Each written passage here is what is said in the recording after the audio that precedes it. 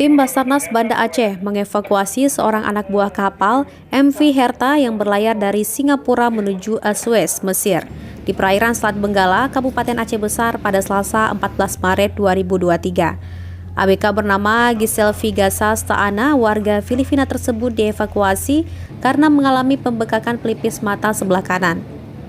Kepala Kantor Basarnas Banda Aceh Al-Husain melalui Kasih Operasi dan Siaga Pencarian dan Pertolongan Basarnas Banda Aceh Muhammad Fatur Rahman mengatakan, sekitar pukul 7 waktu Indonesia Barat, tim rescue Basarnas Banda Aceh bersama tim SAR gabungan bergerak dari Pelabuhan Ulele menuju titik lokasi. Dari pengecekan diketahui korban mengalami gangguan penglihatan dan pusing disertai sakit kepala akibat terkena trail block rantai mesin bagian salah satu kapal yang terlepas dan menghantam pelipis mata bagian kanan. Pada hari ini, hari Selasa, tanggal 14 Maret tahun 2023, di mana kami bersama tim SAR gabungan melaksanakan medical evacuation terhadap satu orang warga negara Filipina atas nama Gillespie, umur 51 tahun, di mana korban tersebut mengalami cedera yang diakibatkan oleh perbaikan kapal.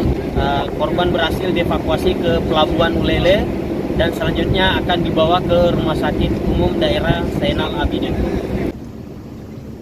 Selanjutnya, korban akan dibawa ke Rumah Sakit Umum Zainal Abidin untuk penanganan medis lebih lanjut.